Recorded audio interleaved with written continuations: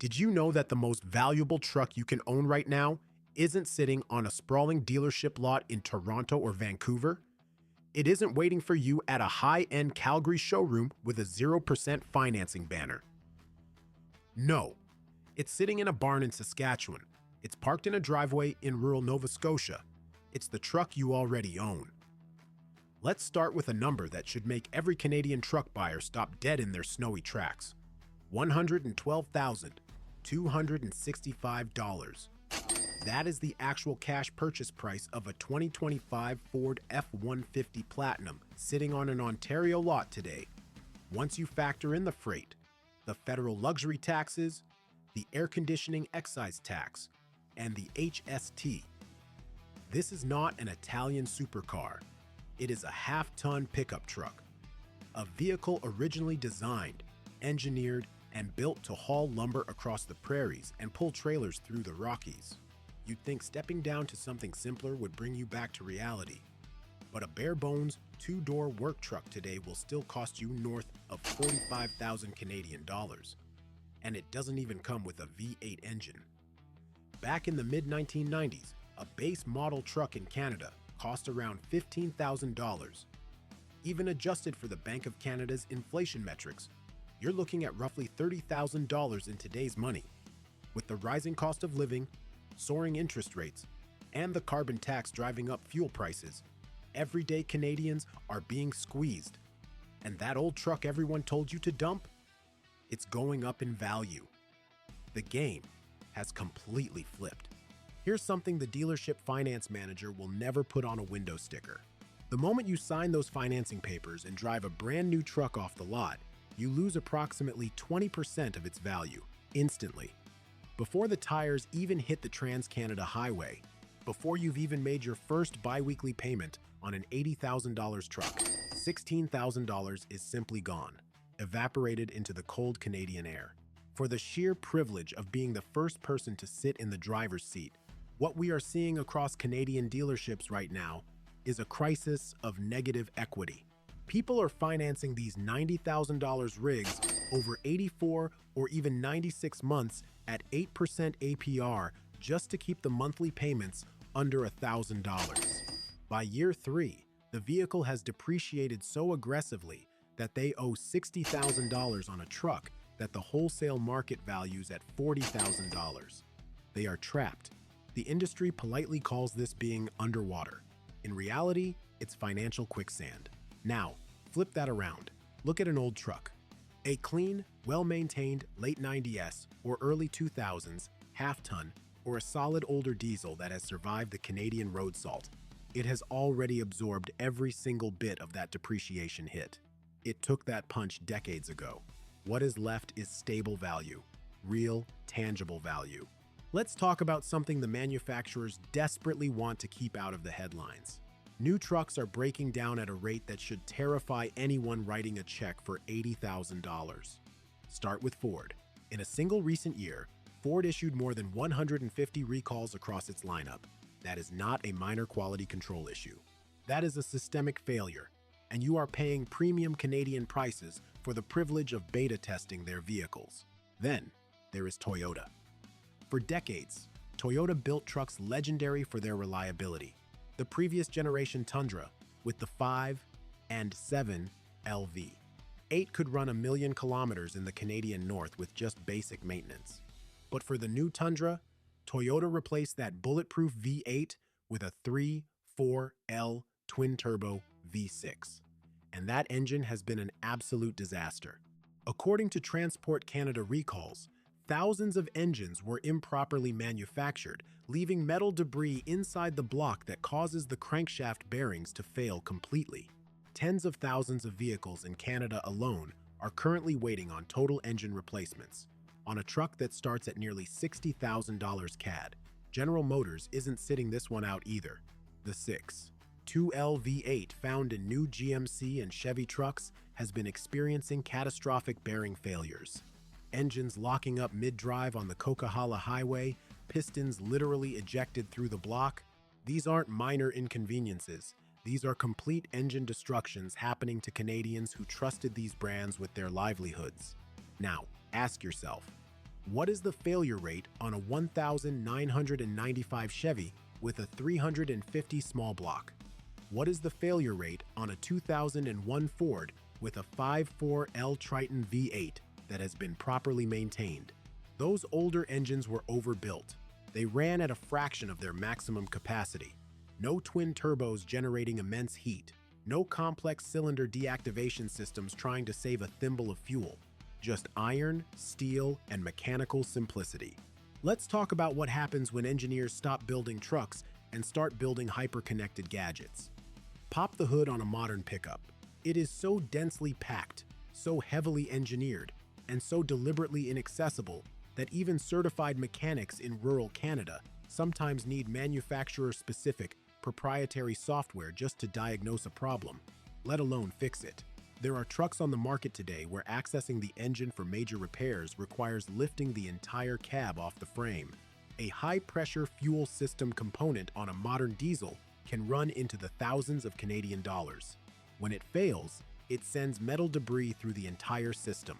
We're talking about repair bills at dealerships charging $180 an hour for labor, resulting in invoices that cost more than what you paid for your entire old truck.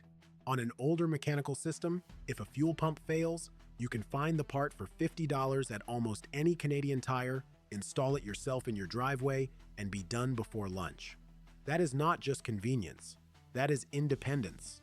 And then there is the interior. Modern trucks have replaced nearly every physical control with massive touchscreens. Climate controls, radio tuning, navigation, four-wheel drive settings, heated seats all buried deep in submenus inside a glowing screen that takes up the entire dashboard. When it works in the showroom, it feels luxurious. But when it glitches, and they all glitch, eventually you can't fix it with a screwdriver. You can't even diagnose it without a laptop.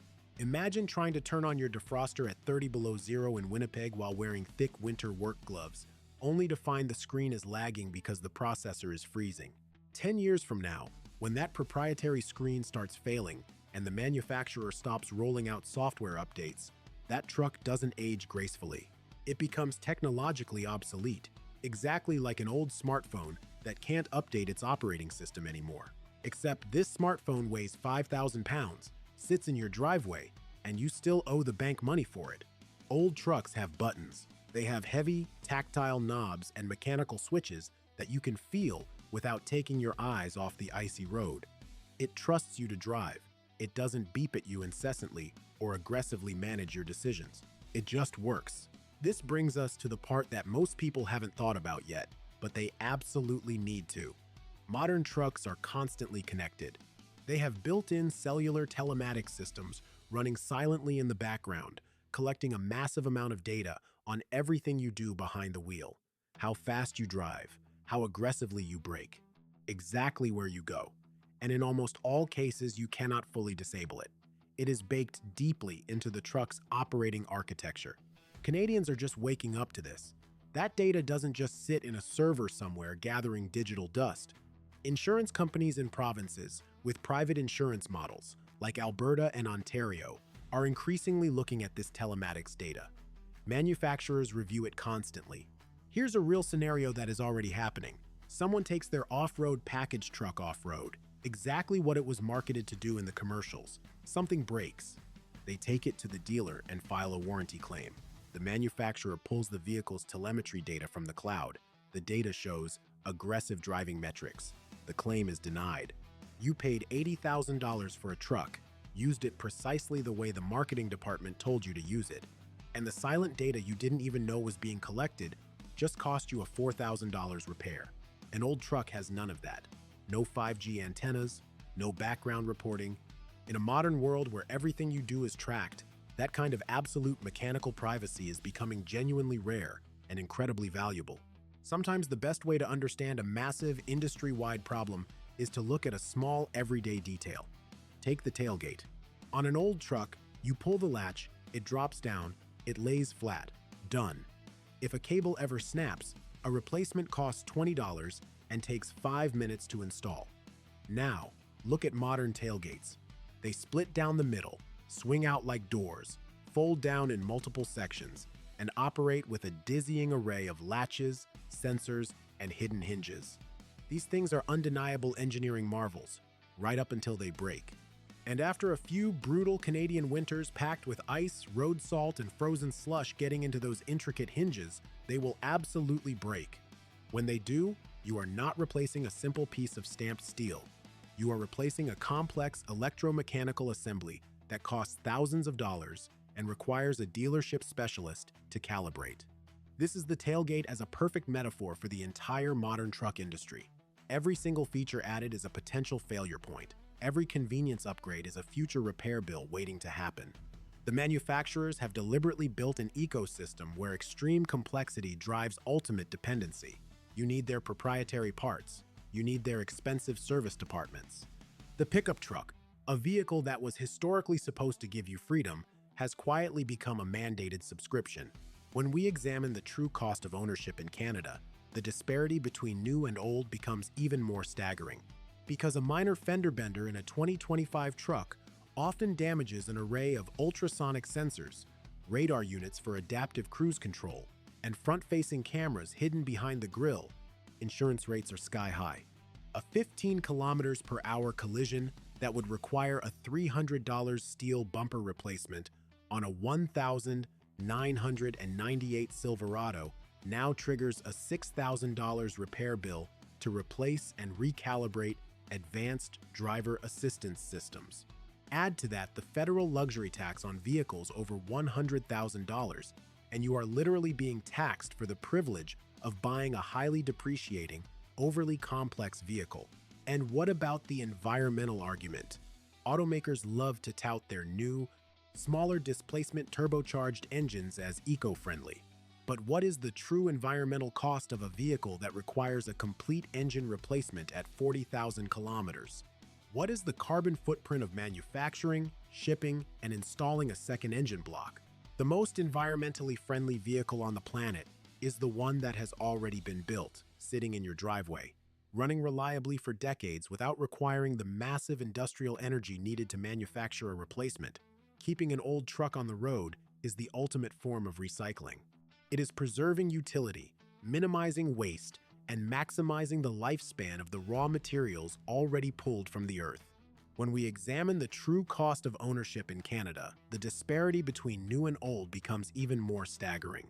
Because a minor fender bender in a 2025 truck often damages an array of ultrasonic sensors, radar units for adaptive cruise control, and front-facing cameras hidden behind the grille, insurance rates are sky-high.